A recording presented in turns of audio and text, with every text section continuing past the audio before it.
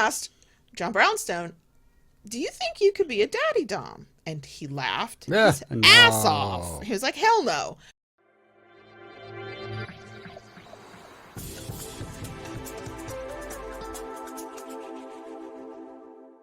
Hello. Hi, everybody. Kayla Lords. John Brownstone. Of Loving BDSM, where we help kinksters like you have happy, healthy power exchange relationships. I hope it goes without saying that consent is how you have happy, healthy power exchange relationships. It's a very big part of it. Yes, it is. If you're wondering why we would talk specifically about consent and power exchange, it's because we keep getting messages from people saying, is this allowed? I'm in a power exchange. I negotiated my power exchange, but I want something to change, or I don't like something. Am I allowed to change things? Yes. Before you send that one email. Would hope. Yes, you are. A lot of what we're going to talk about in this video is the same kind of stuff we talk about in other videos on consent. Other times we've talked about consent. Don't mind Lola. She's just roaming in the background there. But we want to look at it through the lens of a negotiated power exchange that you're absolutely already in. Maybe you've been in it long term. Maybe it's brand new to you. These are the things to remember about consent in that power exchange. Consent and negotiation happen every day. Too many people think that they sat down to negotiate their power exchange, had 1, 2, maybe even 3 whole conversations. Kind of one and done. And they're done. Yeah, no. Well, we negotiated, so we never renegotiate. You actually renegotiate every single day. It's subtle every day, but every day a submissive has to decide, am I going to do the thing I said I was going to do? Every day the dominant has to decide, am I going to follow through on that rule or that protocol or that expectation? Am I going to do the thing I said I was going to do? So you're really negotiating with both each other and yourself, but also in any given moment, you might have to change what you thought was going to work for your power exchange. And somebody's going to have to say, no, I don't want to do that anymore. Or no, this moment is not right. And it's a negotiation, because negotiation is just a fancy word for a conversation. True. You are constantly doing it. In some ways, more subtle and less obvious than others, but it's every day. Yeah. Submissives get to say no. I wish I didn't actually have to tell people this. I wish this was sort of understood, but yes, a submissive can say no.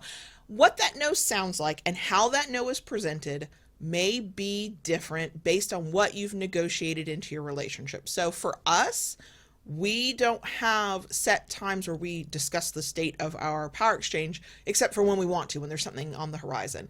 If we are in the middle of a moment, especially a heated moment or a scene or whatever, and something does not feel right to me, something feels off, I get to opt out of that thing. Now, if I have to say no to something that I normally say yes to, that immediately means there's going to have to be a conversation about it. Right. But I did not lose my ability to say no just because I said yes, I would be a submissive. For other power exchange relationships, it's much more structured. True. We know a master-slave couple where it's a total power exchange. In the moment, that slave submissive does not just get to say no, but if they need to say no or something's going on, they actually have a third-party mediator who's a trusted kink friend who comes in and has the discussion with everybody. To me, that's a little bit more extreme than I would ever be able to handle, but for some people it works. Right. So it's not that a submissive can never say no. It's how are you going to say no within the bounds of your relationship? And until you negotiate that, a submissive can just say no mid-conversation. If you feel the need to say no, be prepared to have a conversation about why, though.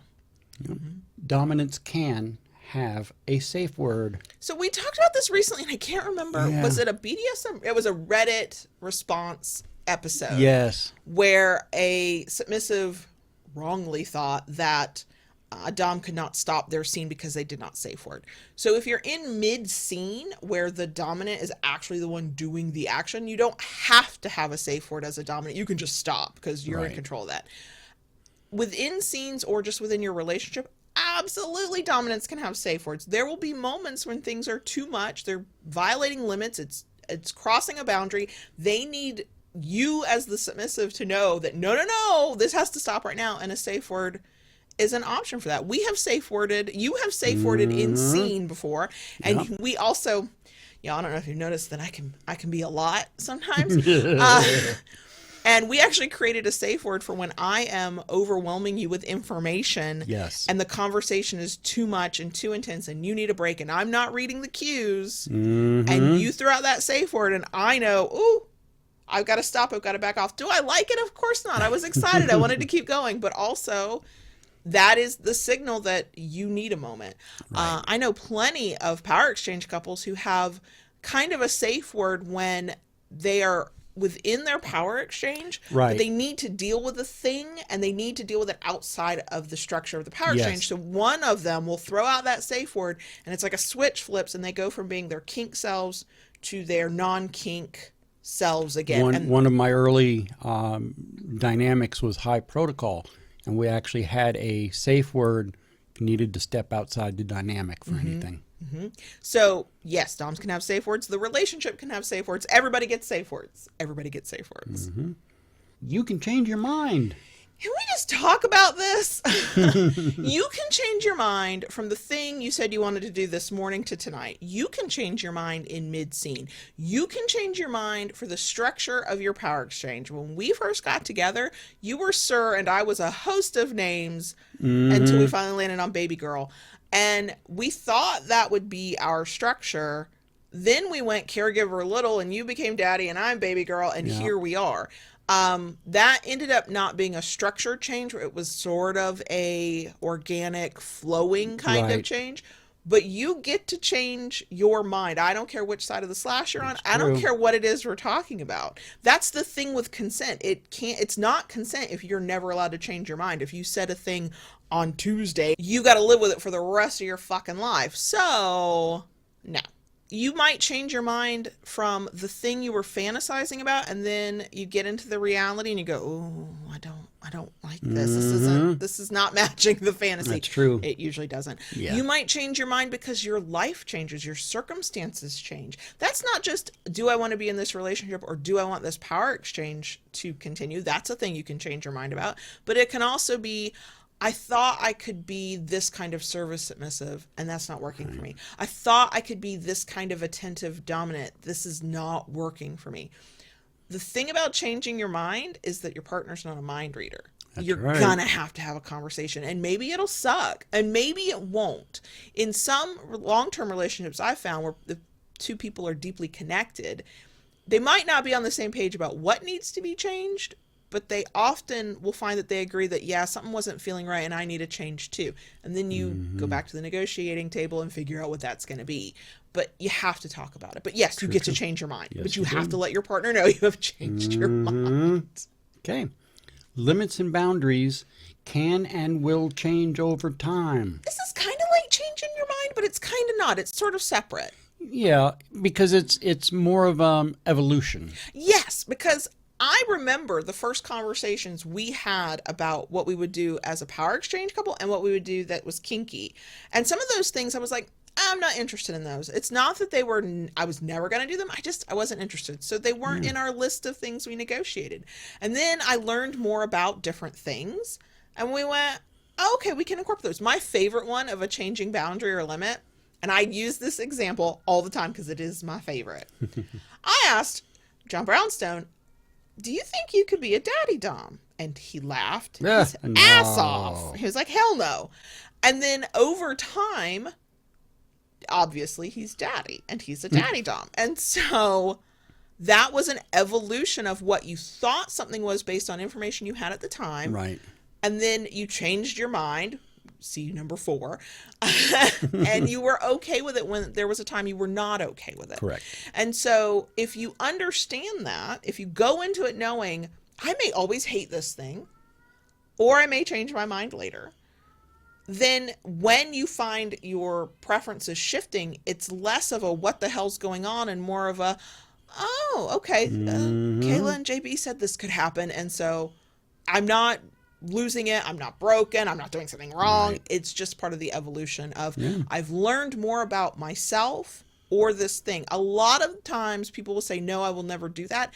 And it's based on what they think a thing is and the one example they have of it. And they're like, hell no, I'm not doing that. But then they learn that there are other ways to engage in a kink and they change their mind.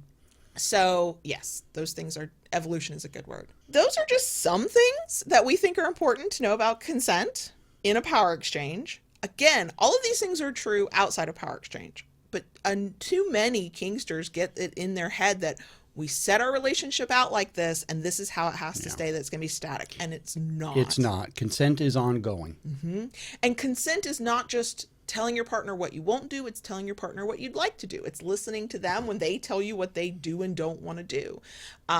And understanding that we each have a responsibility to ourselves as individuals, but also to the relationship. So that means if consent is being withdrawn or given, if you're willing to do a thing you once were not willing to do, it all comes down to communication. You're going to have to sit and talk about it. But especially if you have to safe word or say no or change your mind in a way that removes a thing you were doing, don't ever just expect somebody to know. You have to have that conversation, either before, in the middle, or after.